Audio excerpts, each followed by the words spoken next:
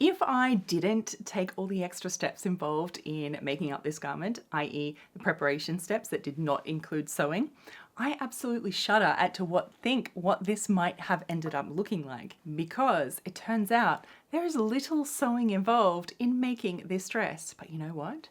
I absolutely love it. You might have heard before that sewing is all preparation. I say it's 70% preparation, 30% sewing.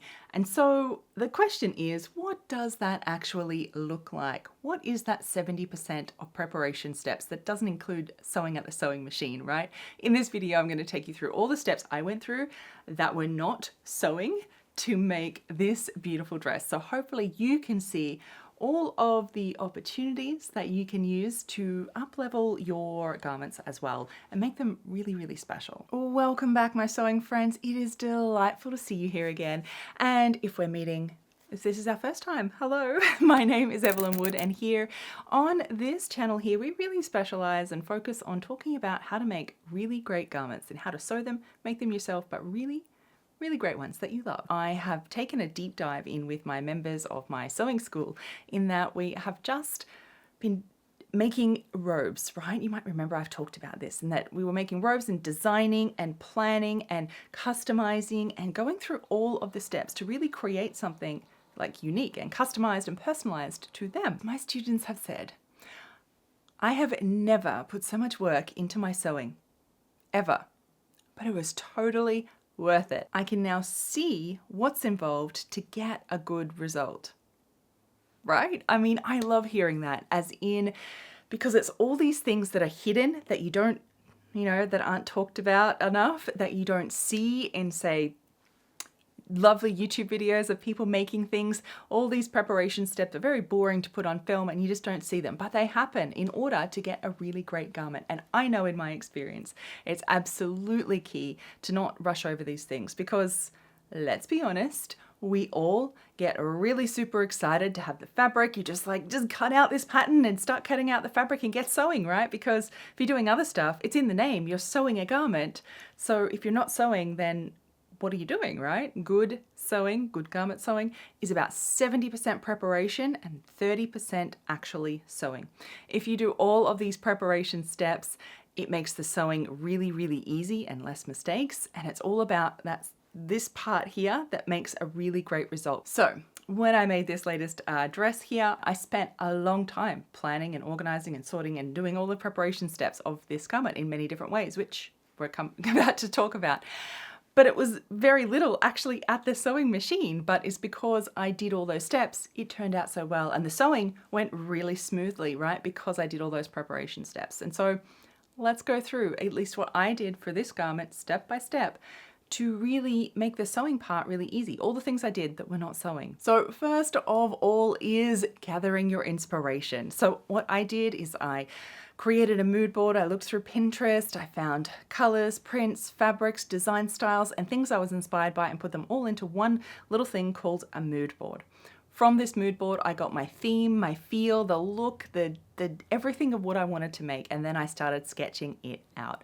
And so I sketched out the design and added things like thinking about how much fullness I wanted into the dress, all the customizations I wanted to make, the different kind of belt it might have, the different type of lace, how long the sleeves might be, and sketched it out, thinking about the sewing techniques that I might use to finish it along the way. So thinking about my band width.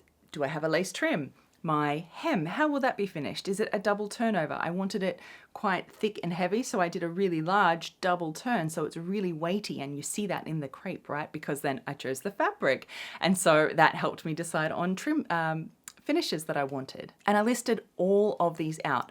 So all of the sewing techniques, all of the customizations that I wanted to do to the pattern were all listed out at this stage. Then the really fun part, I got to find my fabric, and I actually found some online for this one, which is something I've been doing a lot of lately, and I think is a big topic that we might talk about soon. So Let me know if you have questions about that shopping online down below. And so I will admit I did find 2 fabrics that I got because, you know, they were just so pretty. And then when they arrived, I had a look at them and, you know, played around with the different trims, and instantly then I knew that this was the one that I wanted to choose with it. So it was by testing and sampling and doing all that I got the very right fabric choice for this garment, is by taking that sort of opportunity. It's not about buying 2 different pieces, but really assessing the fabric and having time to sit with it and think about it in its completion, as in with the lace trim, with the finishes, was in thinking about the design that I was going to make. Was that fabric really suitable for my design? This is why I chose this one. This is a rayon crepe, if you were wondering. And then of course I went through and found lace from my stash. So I just rummaged through, found the right lace. I had to test this before I started sewing anything, because I found 3 that I kind of liked, and I literally gathered them and pinned them all onto some sample bands so I could see what that lace would look like on this garment, and literally put them up on myself so I could see what it would look like to help me choose. My VSS members actually helped me choose the lace on one of our live calls, which was so fun. But actually, turns out I changed my mind later on, but that was later. So then I went about customizing my patterns and making all the changes I want, pivoting more fullness from what the original pattern was, pivoting more fullness in the skirt, widening the neckline, changing the sleeves, all of that business, right? I went and did all my pattern customizations. And then, yeah, I made a twirl. So I did so many changes. I really wanted to work on fixing the fullness and making sure that that was going to work, because oh my, isn't this fabric so pretty? I didn't want to get it wrong and then end up with something that I didn't really love at the end. So I did a practice one. And yes, I'm going to turn this one into, like, finish it off. It's meant to be a wearable piece after this, because this is so pretty too, right? Okay, I did not even start sewing yet, because first now I tested my stitches and my interfacing. So I went ahead and tested the stitches on the fabric, and it turns out I did need to adjust the presser foot pressure a little bit and lengthen the stitches to make a really nice stitch in this rayon crepe. We all know rayon crepe is like not for the faint-hearted, but it worked. And then I tested interfacing. So I had 2 different choices, and the one that I ended up choosing that was right for it was not the one that, say, if I had my first choice, it was not my usual go-to interfacing. So that was really lucky that I tested those. So this one's ended up really nice and fine and not too heavy for this project, which is really good. Okay.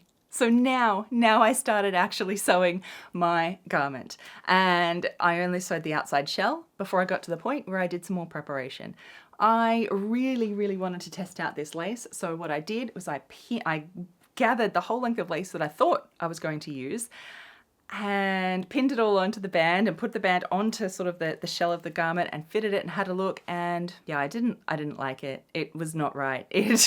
Once I had more lace on the garment, it was too much. It took away. It didn't suit the fabric, the design, and it wasn't right. So luckily my other plan B lace that I had, the little lighter finer one, I did the same thing, so gathered the whole length and then pinned it on to make sure, both front and back, to testing it, and I really loved it. It worked really well, as you can see, and that's what I ended up choosing. So then I continually went ahead and sewed with that particular lace, but lucky I stopped and did that. Then I had to stop again, because this is rayon crepe, remember? Viscose crepe, whatever you like to call it, and it is tricky.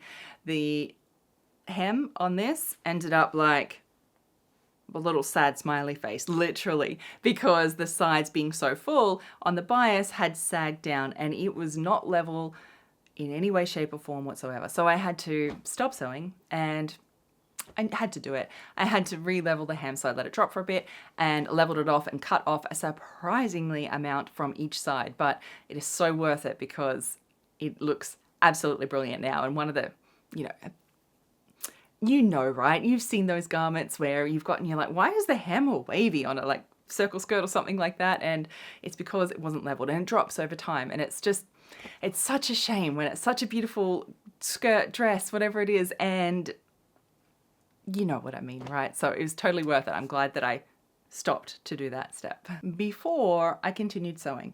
And of course, preparation. I pressed everything before I started sewing it.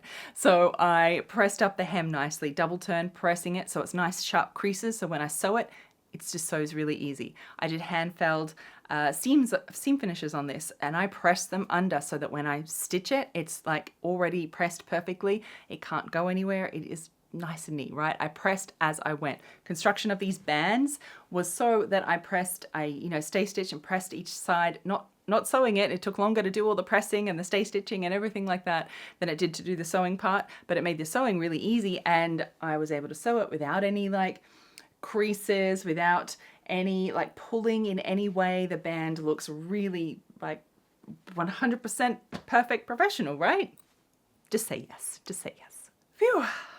All this stuff that was not the actual sewing, right? And I was condensing that into the highlights so you can see how many parts that at least I went through and that can be to really prep and get the sewing part easy, and not even just easy, but it's easy, it's condensed, it's shortened, and that actually sewing a garment, I mean, we talked about this in a recent video, that if it says like, make this in an hour, there's always this little fine print that says does not include cutting or ironing or like cutting out your pattern or anything like that, right? It never does.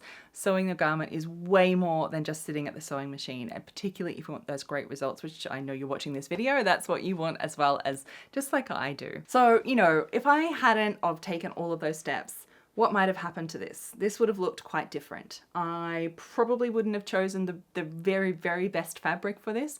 It might have still looked okay, but it wouldn't have been like exactly what I wanted, and just the look and the feel and the everything. This is exactly what I wanted for this particular garment. I definitely would have picked the wrong lace, of course, if I just went ahead with that first one, and just would have like, it would have ruined it. It just didn't look good. If I didn't take the extra step in planning and customizing that's just straight out of the pattern envelope, I wouldn't have had the actual design and customization that I wanted it to be. And don't worry, like that's a skill level that you learn and you build upon all of these, right? All of these are different skill levels and things that you build on. That's what I'm here for, to help you with all of that. I probably would have my seams, if I hadn't tested the stitches, would have been a little bit wavy and just not as crisp and neat and nice. They would have been stretched out a bit.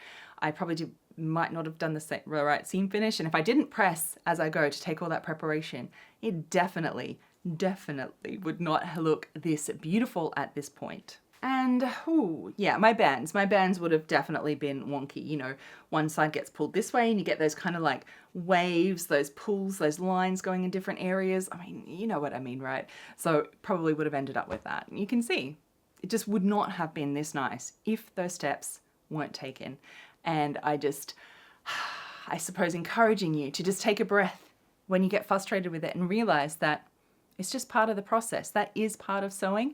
And if you want those great results, it's spending more time on that stuff than actually sewing is where you will find those results that you're looking for. Those beautiful garment that you can be really proud of, that you're like, yes, I made it myself. Whew, well, I am glad that I took those steps for this garment, and I hope you take this to your next garment and just embrace it and realize it is part of the process, and take that extra time needed. It's okay.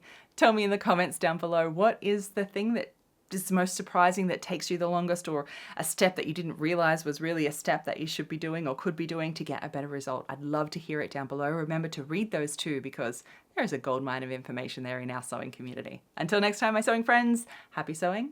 Bye.